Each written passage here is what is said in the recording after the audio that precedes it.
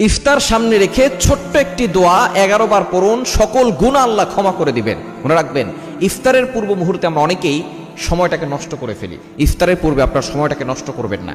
এই সময়টা হচ্ছে দোয়া কবুলের সময়। আপনি সারাদিন রোজা রেখেছেন, এই রোজা রাখা অবস্থায় দোয়া করলে আল্লাহ তাআলা দোয়াটা কবুল করেন। রোজা রাখা অবস্থায় একেবারে শেষ মুহূর্তে আপনি ইফতারকে সামনে নিয়ে বসেছেন, আপনি চাইলে খেতে পারেন কিন্তু আপনি খাচ্ছেন না। আপনার গলা তৃষ্ণার্ত অবস্থায় আছে, আপনার পেট ক্ষুধার্ত অবস্থায় আছে, কিন্তু আপনার সামনে ইফতার আছে, বিভিন্ন রকমের আইটেম আছে, ঠান্ডা পানি আছে, শরবত আছে, কয়েক ধরনের খাবার আছে, কিন্তু আপনি কোনো খাবার খাচ্ছেন না। আল্লাহ তাআলা ফেরেশতাদেরকে ডাক দিয়ে বলে, ও আমার ফেরেশতারা, এই বান্দা খাচ্ছে না কেন? ফেরেশতারা বলে, আল্লাহ সে তোমার অনুমতির অপেক্ষায় আছে, যখনই অনুমতি আসবে তখনই সে খাবে। তখন আল্লাহ বলে, ফেরেশতারা এই বান্দা কি আমাকে দেখছে? তখন ফেরেশতারা বলে, না আল্লাহ আপনাকে দেখে নাই। তারা কি জান্নাত দেখেছে? ফেরেশতারা বলে, না আল্লাহ তারা তো জান্নাত দেখে নাই। তারা কি জাহান্নাম দেখেছে? বলে, না আল্লাহ তারা জাহান্নামও দেখে নাই।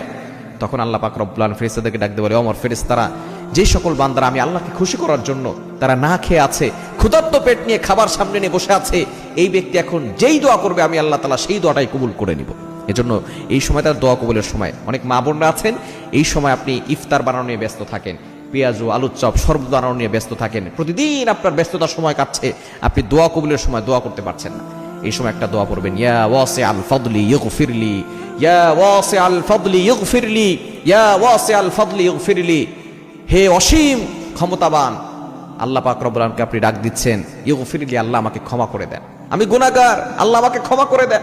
ইয়া ওয়াসিআল ফাদলি ইগফিরলি। আমরা অনেকেই আছি এই ইফতারের পূর্ব মুহূর্তে মোবাইল নিয়ে রিলস ভিডিও দেখতে থাকি, বিভিন্ন ধরনের টিকটক ভিডিও দেখতে থাকি, অনেকে কথা বলতে থাকে, অনেক ধরনের আয়োজন হয়, বিভিন্ন ধরনের কথা হয়, কিন্তু এই সময় আপনি 10 মিনিট আগে ইফতারকে সামনে নিয়ে বসে যাবেন।